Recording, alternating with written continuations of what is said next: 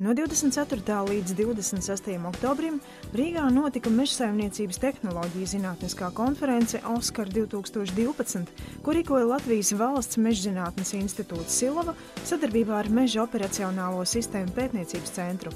Konferencē piedalījās zinātnieki un mežsaimniecības praktiķi no 12 valstīm, tajā skaitā vadošie speciālisti meža tehnoloģiju izpētē no Ziemeļvalstīm.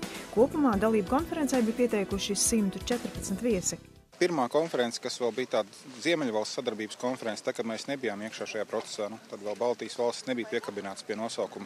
Tad tas bija 2001. gadā, pēdējā konference notika pēc tam, notika 2003., 2005. un pēdējā notika 2010. gadā Norvēģijā. Pienākusi Latvijas kārta organizēt šo konferenci.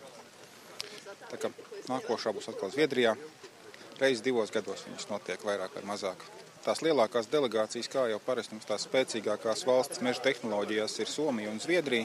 Līdz ar to tās lielākās dalībnieku grupas ir no Somijas Meža pētniecības institūta un no Zviedrijas Lauksaimniecības universitātes un Meža pētniecības institūts Skogforsk. Un arī programma tiek koordinēta no Skogforska puses.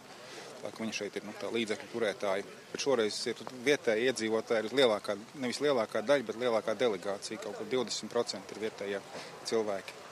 Galvenokārt Latvijas valsts meža darbinieki, bet arī citas privātas kompānijas, kas tajā jomā grib strādāt, plāno kaut ko darīt vai jau strādā, tad viņi šeit smeļās zināšanas, cerams.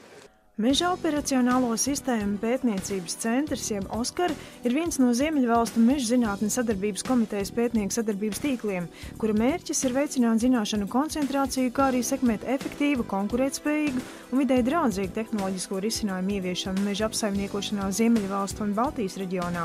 Oskar galvenā darbības joma ir meža darbu operāciju pētniecība. We established Oskar in 2005 and It was to increase the critical mass in terms of research about forest operations, to increase efficiency. Mēs nodibinājām Oskaru 2005. gadā, lai palielinātu kritisko masu pētniecisko jautājumu ziņā ar meža operācijām, lai palielinātu ienākumus, ko var gūt apsaimniekojot mežu, lai darbības būtu efektīvas un ilgtspējīgas, sekmētu efektīvu, konkurētspējīgu un vidēji draudzīgu tehnoloģisko risinājumu ieviešanu mežu apsaimniekošanā.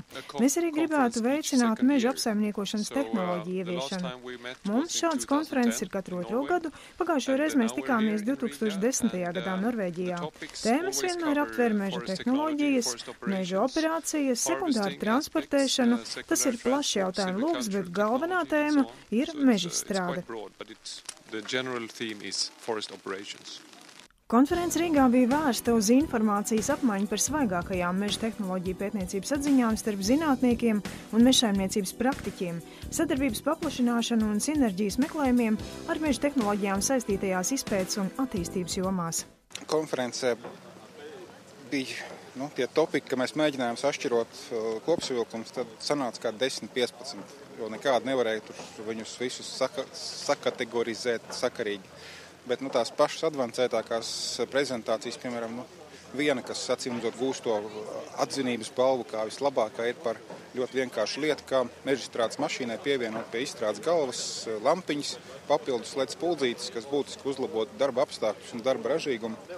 Tāds vienkāršs risinājums, vienkāršs uzlabojums un ļoti būtiski rezultāts, komforta līmenis palielinās. Vēl viena tāda būtiska tēma, varbūt un sāpīga tēma ir ceļš Latvijas apstākļos, tas ir mežizstrāde uz Skūdras augsnēm, kur te varēja redzēt jau pa dienu, ka traktori grims nost, nevar pārbraukt, visu laiku lietus līst, ir problēmas ļoti daudz. Tad diezgan daudz no Somijas prezentācijas par šo tēmu bija, un arī acīmredzot viena no labākajām, kas konferencē bija tieši par šo tēmu. Tad ir dažādas sensoru tehnoloģijas, lāzeru skenēšanas, ko var izmantot, lai precizētu kaut kāds sortimenta uzmērījums un tam līdzīgas lietas, kas būtiskas mežsaimniekiem. Tad ir, protams, jaunauģu kopšanas mehanizācija, kas varbūt pie mums īpaši vēl pagaidām nav, bet Skandināvijā viņi jau ļoti par sāpīgu un aktuālu jautājumu kļūst, lai vienkārši meža īpašnieki koptu kaut kādā veidā tos mežus, tad mudina mehanizēt šo pasākumu un gūt no tā kaut kāds ienākums vai vismaz samazināt izdevumus. Tad ir celmu izstrāde, kā izrādījās, pašiem pārsteigam diezgan aktuāls jautājums bija gan no Latvijas, gan no Lietuvas, gan no Igaunijas prezentācijas bija par šo jautājumu. Lietuvā un Igaunijā un Latvijā mēs veicām līdzīgus izmēģinājumus, kā izrādījās. Lietuvā pagaidām tikai teorētisks pētījums bija par šo jautājumu. Tā kā Baltijas valstīs šis, acīmredzot, bija tas svarīgākais pasākums, tieši celmu izstrāde. Tāds neatsverams, teiksim, tāds mehanizācijas līmenis ir nācis par šiem darbiem. Protams, mēs vēl tagad izmantojam diezgan maz vēl no tā celmu kopējā apjoma arī enerģētikai. Tas ir tikai tāds attīstības stadijā nāk pašlaik, un ar katru gadu tas būs vairāk un lielākos apjomos. Protams, tur, kur mēs varam braukt tādā vietā kā šeit, kur ir ļoti liela organiskās barības vielu deva šeit cirsmā, Melnzeme, lielā slānītī guļ, un koku augšanai tas neko nedodara ļaunu. Latvijas Valsts Mežzinātnes institūta Silo meža atjaunošanas un ieaudzēšanas zinātniska pētnieciskā virziena projektu grupa veids akciju sabiedrības Latvijas Valsts meži pasūtīta izpētes projekta augsnes sagatavošanas veida izvēles slapjaiņos, kūdriņos un āriņos teorētiskais pamatojums, darba ražīguma un pašizmaksas izpēta realizācija. Pētījuma mērķis meža atjaunošanas darbu, augsnes sagatavošanas mikropaaugstinājumu, pacilu veidā, izpildes darba ražīguma un pašizmaksas slapjajos meža tipos, aprēķins un zinātniskais pamatojums. Latvijas Valsts meža speciālisti iepazīstināja ar koka vairogu pagaidu meža ceļiem, kas piemērojami slapjās un mīkstās vietās. Mūsu kolēģi, darbinieki atraduši šo risinājumu, kad var izmantot tādus koku vairogus un uzbūvēt pagaidu ceļu, ja, kur ļoti slapjās staignās vai purvainās vietās, noklājot šos koku vairogus, mēs varam tikt tuvāk cirsmām ar kokvedēju. Ja, tad mums nav ar šo pievedēju traktoru jāpieved kokmateriāli lielus attālumus, kas varbūt dažās reizēs ir vairāk kā kilometrs vai vairāk kā pusotrs kilometrs. Un pievest, tas nozīmē braukt par šo mežaudzi un nodarīt postījumus šai mežaudzē. Arī tas, ko jūs šodien redzat šeit, šī kokvedējas aprīkots ar šo centrālo gaisa spiedienu regulēšanas sistēmu, un tas arī ir izpētes projekts, kur mēs skatāmies, vai ar šīs sistēmas palīdzību mēs varam mazināt ietekmi uz ceļiem.